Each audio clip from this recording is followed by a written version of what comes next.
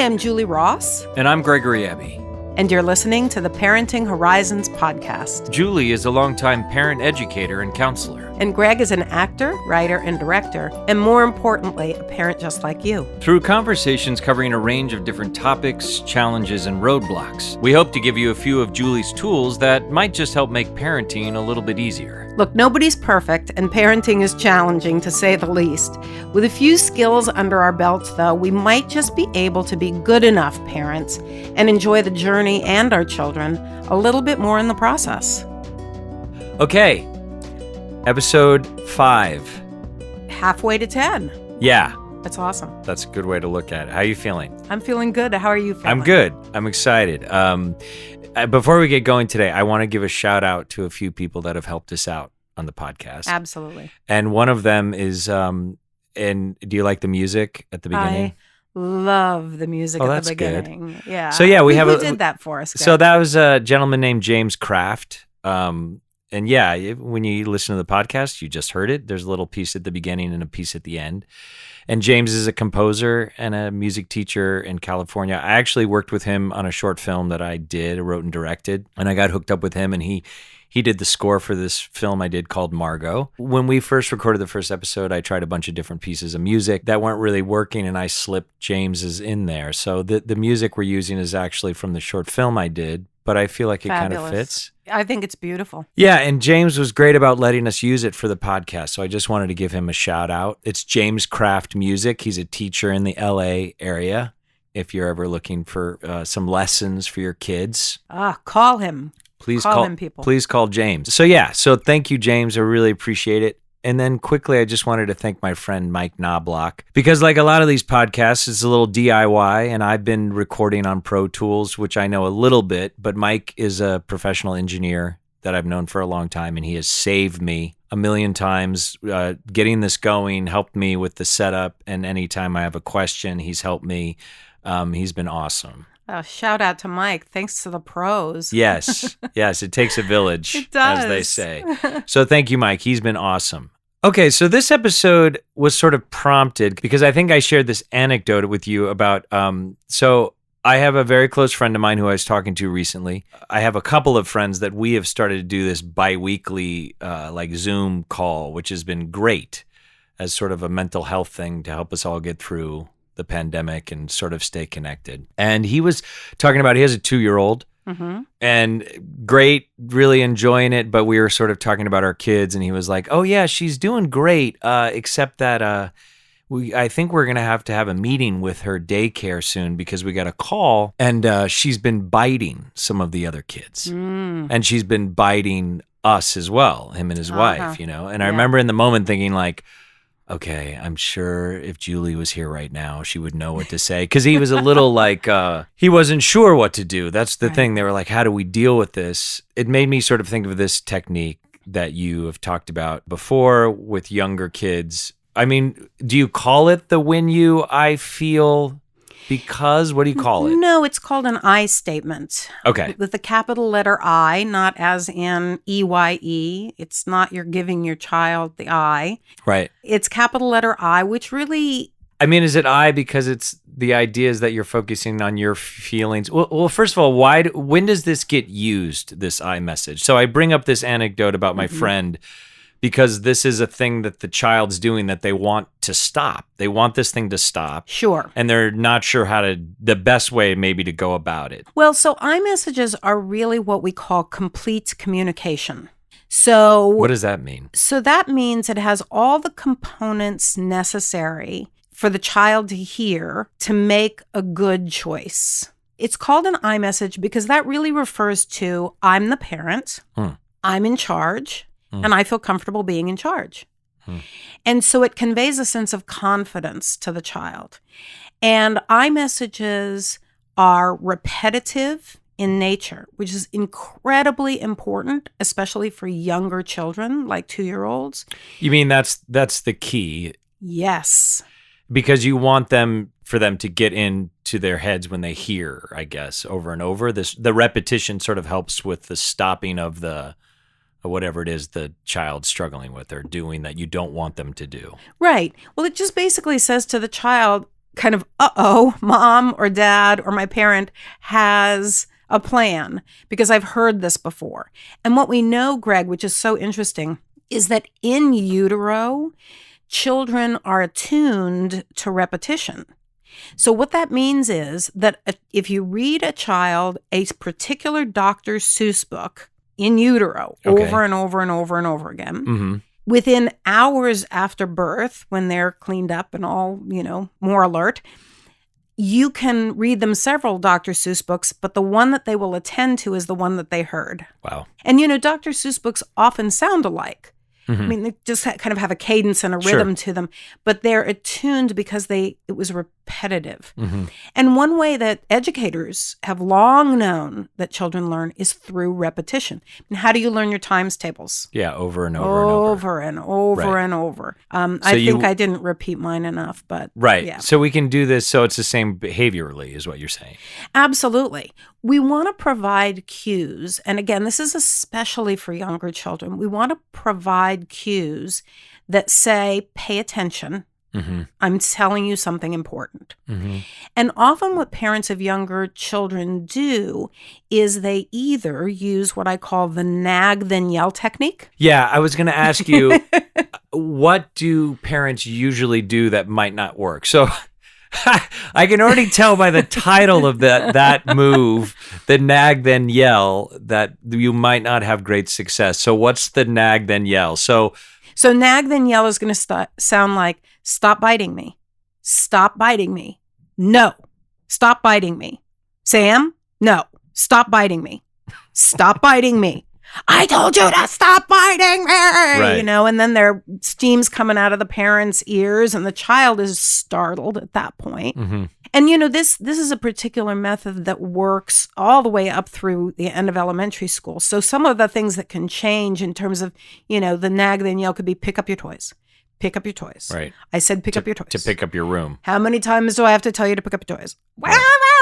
And then we go a little crazy at that point, off of our path. And the problem with the nag then yell technique is twofold. First of all, there's nothing within that. There's no cue that tells the child that you're serious.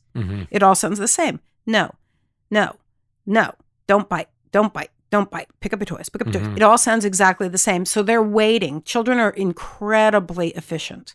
So they're waiting until the cue that says that they have to pay attention, which is when you start to yell. But all you've taught them to do is to wait and get away with whatever it was until they're yelled at. So that's not a very effective way. And they're probably shutting parenting. down, I guess, once that nagging starts. They're just not hearing it. It all sounds alike. And why do you think, because we've all done that. Yeah. And do you think just because it's so easy and kind of lazy, I guess, right? Yeah. I feel because so many parents do that. Don't do that. Stop. Put it down. Yeah. And I guess maybe it works once in a while, but it must not stick. Well, it doesn't work until the parent starts to yell. So what you've taught your child is to only respond to you when you get into this heightened emotional state and start yelling at them. And then they feel defensive and sad and criticized. And so then they're like, don't yell at me. You're always yelling at me. Right. Now and you're in a giant mess. Right. And the thing is, the 2-year-old's not going to express that, but the 2-year-old's going to burst into tears because they haven't really had the full communication. And parents think that they're communicating. You might say to yourself, well, what about don't bite me? Do you not understand? That seems pretty clear. Hey, this is straightforward. Yeah. But there's a couple of things there. First of all, psychologists believe that children and people don't even hear the word don't. So you say, don't bite me. What are they hearing? Bite me. Bite me. Right? Or, don't leave your toys lying around. Leave your toys lying around. Right. Don't spill that. Because, well, I also wonder if conceptually at 2 years old, if it's just that, don't bite, stop biting, that it's too, I guess they can understand some negative implication, but are they able to even take that in? I think for the 2-year-old, I think that they don't even take it in because the reality is that children learn through repetition, and they learn more from actions than they do from words. But what do you mean what do you mean actions? Well, so to do something other than verbiage, like talking to them is what you're saying. Right. So when we take action, right, as a parent, so let's say your child is about ready to touch a hot stove, right? Saying don't touch the hot stove may not stop them. But if we take action, right, that is going to stop them. Sure. So the goal with the method that I propose parents use, which is incredibly effective, is to pair words with actions repetitively. Okay. So the first words that parents need to use are what again we call the I message with the capital letter I. Mm-hmm. And it's repetitive, and as I said at the beginning, it's what we call complete communication. Mm-hmm. Giving the child all of the information that they need to make a decision. Now, you may think, well, a 2-year-old, I mean, how much information do they need? But again, the goal is to pair that with some actions so that eventually the child doesn't respond to actions, isn't waiting for that, but will respond to the words. So iMessages have 4 distinct parts. Okay. And in order to be repetitive, they have to stay in the same order every single time. This is the repetition that the child's now going to get used to hearing. Exactly. Okay, so it has 4 parts. So is taking this example of my friend's daughter biting a situation where you could use this? Absolutely. And it even occurred with my own daughter and my grandson. And my grandson is, he was 10 months old at the time. He's now 11 months old. But he was 10 months old at the time and doing the very same thing as the 2-year-old, biting. So this is something even at 10 months you can do. So even if... Oh, yes. What is the child at that age understanding then? The tonality of it? Because obviously he might not understand the words. The repetition of it. Right. Again, kind of going back to that idea that if you read a Dr. Seuss book in utero over and over and over again, they learn to pay attention to those words. Mm-hmm. And then we're going to pair it with some action that is going to solidify that for them. So, for example, for your friend, he would want to say, when you bite, I feel sad because people are not for biting. I would like for you to hug me instead. Now, I just did some fill in the blanks. So let me go back and help our listeners line that up, because you don't have to use the fill in the blank words that I used. Mm-hmm. What has to be repetitious is the 4 distinct parts. When you blank, I feel blank because blank. I would like you to blank. Okay. So start with the when you. That's sort of you're naming what's going on. Right. When you bite, I feel, and then you're talking about how the behavior affects you. I feel sad. I feel hurt. I feel angry. I feel distressed. Scared, nervous. It doesn't matter as long as it's a feeling word. And why is it so important to have that piece in there? That's why I love doing these, is like, I'm sort of I'm reaffirming these sort of ideas that you've always taught, right? Right. And so instinctively, I'm thinking like, you're already talking to your child about a feeling. I mean, is that the idea? Like, why do you follow the circumstance with the feel? When you blank, I feel. Is that so you're already communicating with your own personal feelings? Right. The purpose of introducing the feeling is first of all, for moral development. We need kids to know that their negative behavior affects others, right? So that's part of moral development, that we can know that if we behave a certain way to somebody else, it could hurt them. Right. So they're operating now in a world that's connected to others. Exactly. And then we're also introducing them to feeling words paired with our facial expressions. And what that does is it helps them internalize that language with regard to having feelings themselves, so that they can then, if they are upset, they can say, I feel sad, or I feel... So they can start to name their own feelings. What do you mean, though, when you say pairing the feeling with your, did you say facial expression? Right. So whenever we're having a feeling, we have a particular body language, and most of that is going to be facial expression, although could be your actual Physical. body, physical as well. So when you feel sad, you have a facial expression, right? When you feel angry, you have a facial expression. When you feel distressed, you have a facial expression. Even just saying those words kind of puts that expression on your face. All children need to be able to look at somebody else's face and see how their behavior is affecting the other person so that they can make good choices about how to behave. Well, it's kind of amazing because it feels like a simple idea, but it also feels like really deep to start that idea, to start that early with a relationship to feeling, not only to feelings, so a child can start to recognize feelings, but also in relationship to other people, which is a great part of it, what you bring up. I think that's so important, right? Because now they're suddenly realizing that their actions have an effect on another person that, I mean, I know plenty of adults that don't have that concept down. Oh, I know a lot of adults. I'm sure our listeners do too. Yeah. Yeah, absolutely. It's really, it aids in the development of empathy.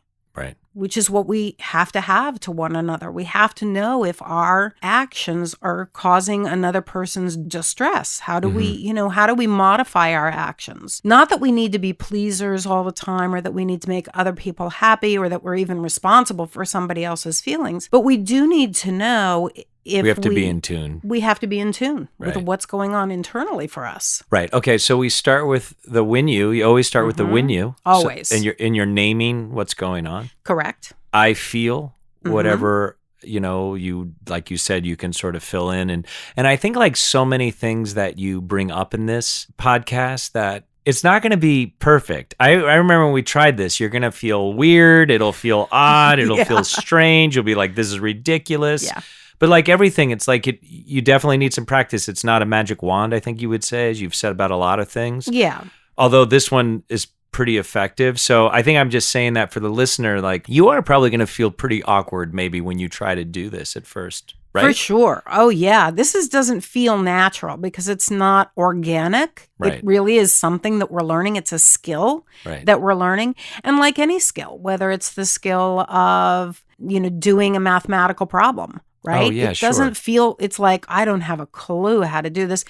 And the more familiar that you become with it, the easier it is. Well, and I think a lot about athletics, actually, because I think about the repetition of athletics. Like that's really what it's about, is that athletics is a lot of repetition of drills so that when you get out in the game, you instinctually just have them without having to think about it, right? Exactly. And I think that's the idea with a lot of these things. Exactly. The other thing too, Greg, is because it is repetitive, even though it feels awkward at first, it actually helps parents eventually kind of calm down and take their emotion out of it. Because they have a tool to place it on, you mean? Exactly. They're not going, oh no, what do I do? My kid's biting, or oh no, what do I do? My kid's not paying attention to me, or they're not all in their head about it. You just drop right into the script. And you know that it's effective because once our listeners try this, they're going to discover that it's effective. It works. And they know that it's effective and they're not having to second guess themselves. And that creates calm. And you can also get away from the sort of reactionary stuff that all parents usually do, which is, don't do that. Stop that. Put that down. And then everyone's yelling and they're crying and you're like, this isn't working somehow. Well, no, it worked, but now they're petrified and crying. What's happening? And you wind up apologizing. Right. As the parent. They're like, you yelled at me. Oh, I'm sorry. Yeah, no. Now you've created a whole other mess you have to circle back for to figure out. Right. Okay, so when I feel, what's the next line? What's the next part? Because. And what's important about that part? It imparts your values to your child. So you're telling them the why. Because biting hurts, right? Or because, let's say you're saying, when you write on the wall with magic marker, I feel distressed because... This is our home. This is our home. Or because walls are not for writing on. You don't have to even be fancy. You can just say what things are for and not for. Right. Because walls are not for writing on. And you're telling them something, right? You're telling them paper is for writing on. I'd like you to write on the paper instead. So you're saying we don't except in, there are instances where parents have let their children decorate their own walls, and there's nothing wrong with that, Right. if that's what you choose to do. But if the child's taking a magic marker to your newly painted living room that's pristine, you're going to probably want to set some limits around that, set some boundaries around that. And this is what this method does, is it provides boundaries for kids. Well, yeah. I really love that idea too of that the because is about your values. Yeah. Because that's another thing that because along with imparting feelings from a young age, hopefully, you're also imparting like this is how we live in the world. Right. Right? Right. Well, this is based in research. Researchers know that in order for children to internalize their parents' values, they have to first be given an explanation of what those rules or boundaries and values associated with it are. Yeah, and I would imagine that, well, that makes total sense. And I think maybe intuitively you could pick up on some of it as you go through life and sort of see your parents act, how they act. But if you can more specifically share it with them, I would think that that's just going to get in there more. Right. And, the other thing, Greg, is one thing that parents sometimes confuse is giving an explanation with reasoning with a child. And what do you mean by that? Yes, exactly. It's something. It sounds something along the lines of too much talking, maybe. Well, yes. So reasoning sounds like it's about giving an adult explanation to a child who isn't capable of thinking in adult ways.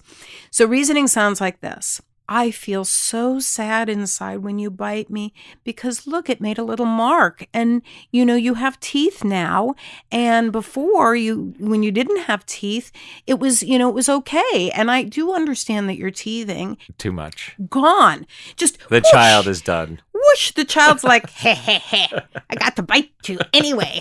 Yeah, that's where they're living. Yeah, exactly. Well, so this seems similar to what we talked about on the last podcast. There's an element of keep it simple, keep it truthful, I guess. Exactly. And all you're doing with an iMessage is you're condensing all of that stuff that you want to get across into a package that a child can understand. That, again, is repetitive. The repetition is so important. When people come to me and they say, I tried the iMessage, but it didn't work. And I say, well, tell me what the iMessage was that you used. And they're like, well, I said, I feel sad because people are not for biting. And when you do that, I feel sad and I would like you to not bite. And there's nothing in there that a child can hold on to, that a child can go, oh, I understand. It's just reasoning again. So you really do have to keep it in that order and with all those blanks filled in. Otherwise, you might as well be reasoning, and it's a waste of breath, ultimately. Because they're not going to follow it. No, because children don't reason like adults until they become adults. And I want to remind our listeners that the age at which children become adults is 25 years old. Wow. Now, that doesn't mean you can't reason with an older adolescent. You can, to a degree. But there's a reason that they don't let people under 25 rent a car. Right. They're not reasonable.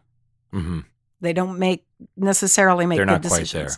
Correct. And I'm not suggesting that parents should use this iMessage all the way through. Yeah, I mean, I want to talk about, once we get through this, we can maybe talk about how it shifts as they get older. For sure. So naming it, when I feel, introduction of feelings, which is great, because imparts your value. Yep.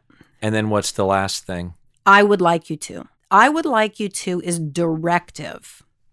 So a lot of parents think children, but also some people think that their partners or spouses should be able to intuit what they want based on their feelings. So as if we all could read each other's minds. Exactly. And we know that's not can't. true. Yes. I mean, it would be nice. Well, I'm not so sure that it would be nice. But anyway, so some people, there are a lot of different iMessages out there. And this is a 4-part iMessage because it includes this directive.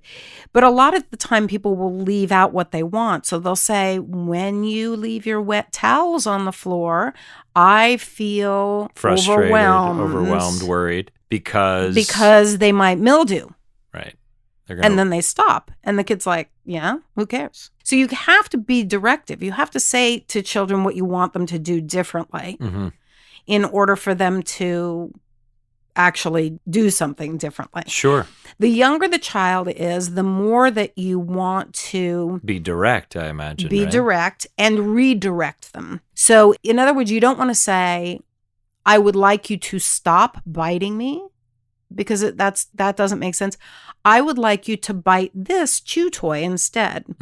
Or I would like you to hug me instead. Or if the child's verbal, I would like you to tell me you're angry instead, right? So you can give them words for whatever the feeling is. Most young children are not necessarily biting because they're angry. They're biting because they could be biting because they're frustrated, right?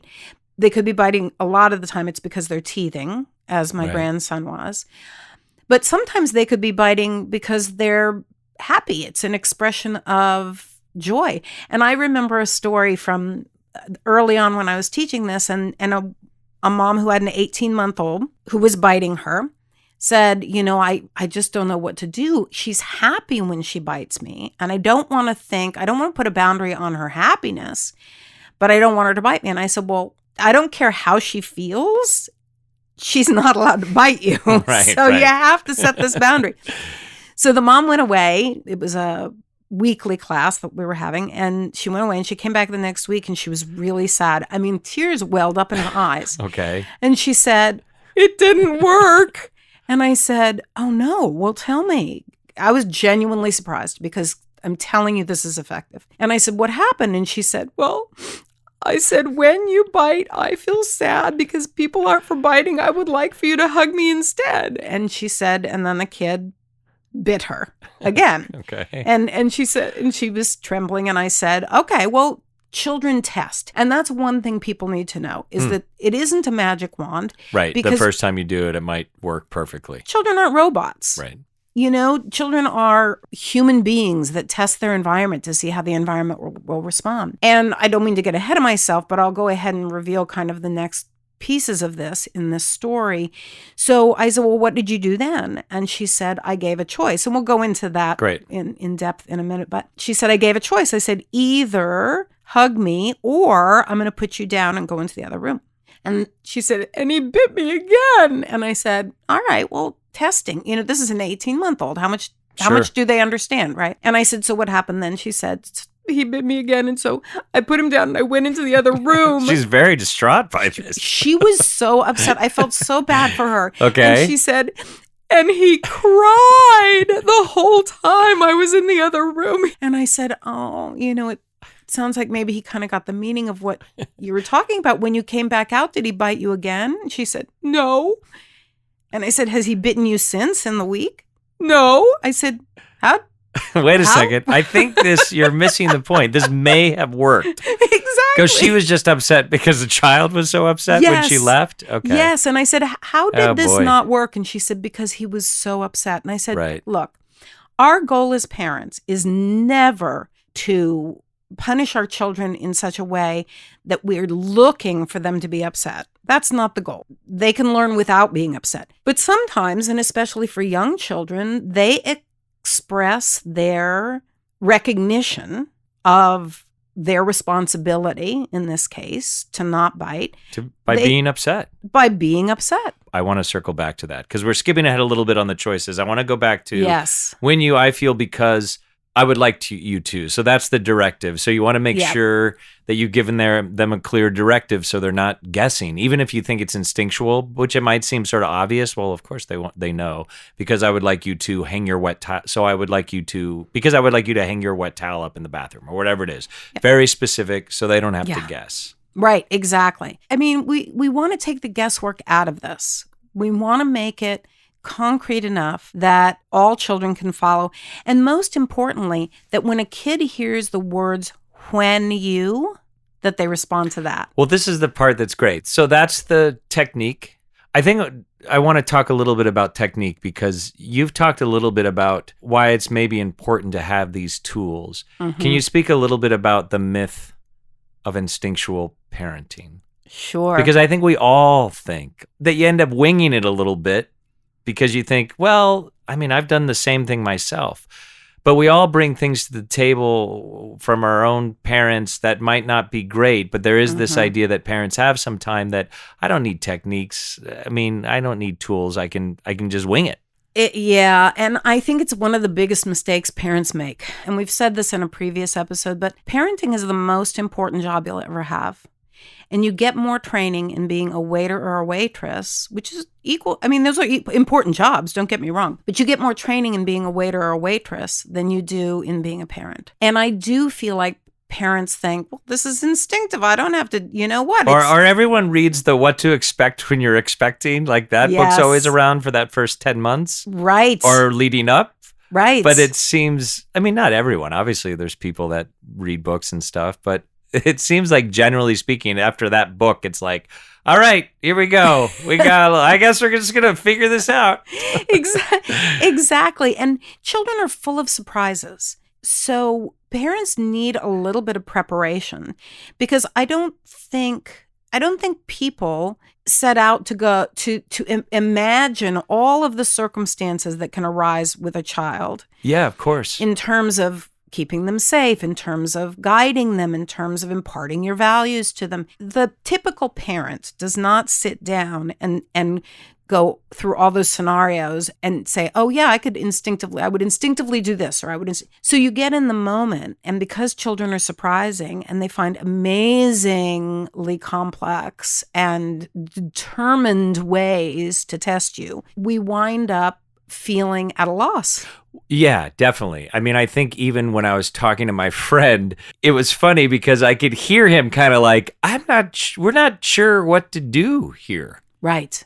He was sort of describing this circumstance, and to be honest, everything had been going pretty good with the child. And then suddenly he was like, yeah, we got to deal with this thing that's going on with the biting. And he's really smart and they're loving parents and stuff, but I could sense a little bit of him of like, I'm not sure what to do here. So I think it was just important to bring that up because it speaks to why these kind of tools that might feel maybe a little awkward at first can be really important. For sure. I mean, even my daughter, who is the daughter of a parenting expert and also has a lot of training in child development because she works with children on the spectrum and does therapy.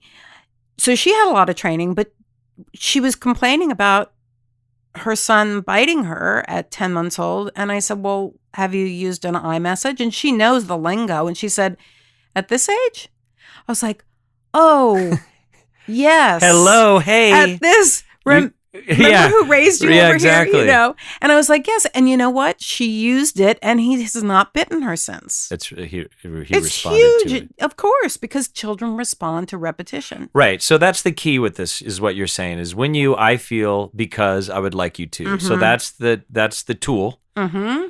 And your point is that if you continue to use that in these circumstances, I feel like I've heard you talk about this a number of times that you can potentially reach a point that when the child hears when they stop the activity, they stop the whatever they're doing wrong. Now you have to remember that we want to pair this iMessage with what comes next.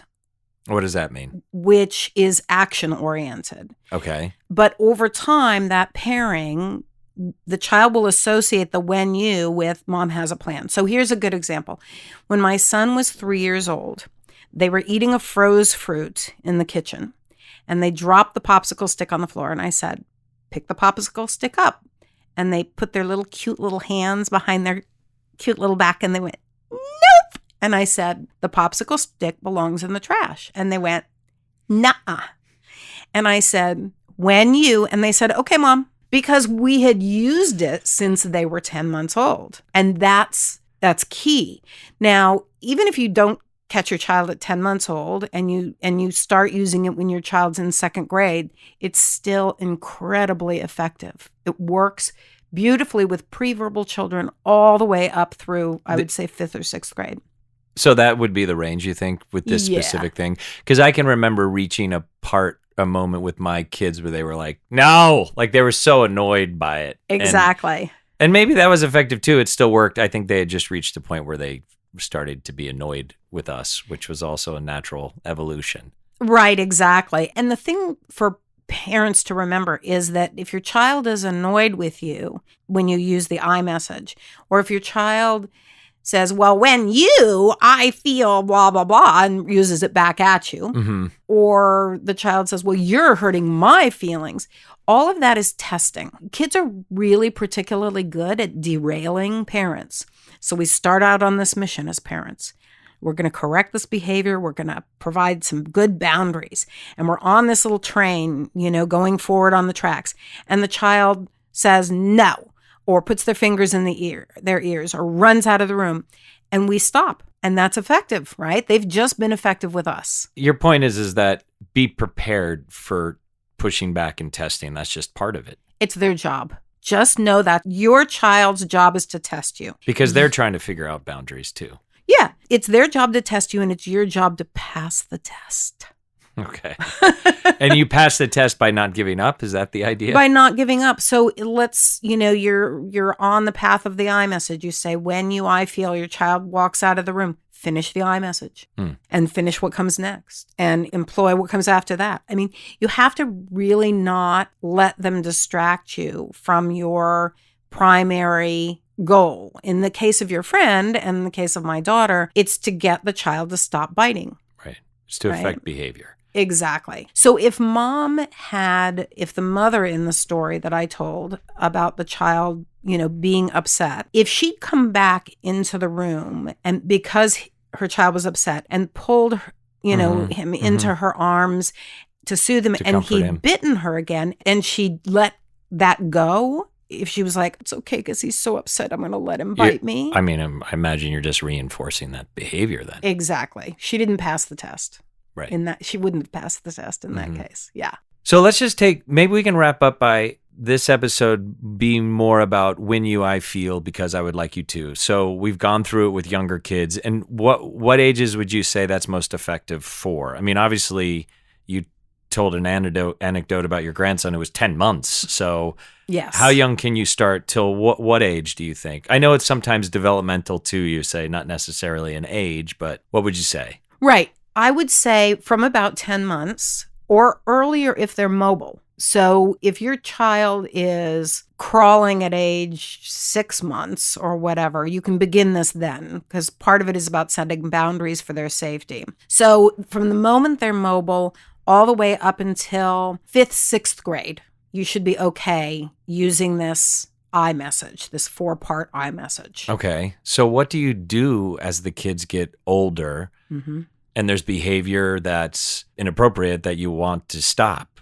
How does it change as they become tween and teens in terms of the when I feel? How does it evolve? So when they become tweens and teens, you can expect them to intuit a little bit more from what you feel about something. So it becomes what I would call an abbreviated I message, an I statement combined with either a limit or an I statement combined with a consequence. So an I statement is simply I feel angry. When you're standing there and they've, let's say they come home late from curfew, right? I feel worried when you get home so late, period. Or that's just the plain I statement. Right. Or I feel concerned when you play on your Xbox instead of doing your homework. So you start with the I feel concerned, I feel worried, you can, now if it's clear what you're concerned or worried about, you don't have to add about, the kind of when you part of it. You want to just say the I statement. Like I'm thinking about my own kids that cook and trash the kitchen sometimes. So if I came home and the kitchen was an absolute disaster and they left it, I'd say, I feel so frustrated that you cooked and did all these things and left the kitchen completely trashed. Exactly. And then what's the next part? So that's just the I statement by itself. You can also combine the I statement with a limit. I feel frustrated about the kitchen. I would like for you to clean it up after you use it. So it's kind of the directive part. It's like the second line in the I message and the fourth line in the I message. Right. So the I statement. What's the main thing you want to remember with older kids, tweens and teens? I mean, I understand. So you basically say you've kind of simplified it. You've taken maybe the two middle parts out. So you're connecting the I statement to potentially a consequence. And we can talk about consequences later, but is that the idea?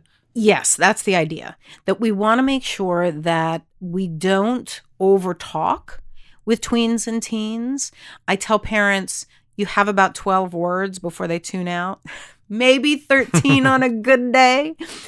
But if you're using a full I message, I feel blank, or when you blank, they just start to blank, tune out. Yeah, by the sixth word, they're like, oh, I don't care. Annoying. Yeah, annoying. They're eye rolling. They've, kind of left the room. And again, older children, tweens and teens, not that they're so old, but tweens and teens have the ability to put things together in a way that younger children don't.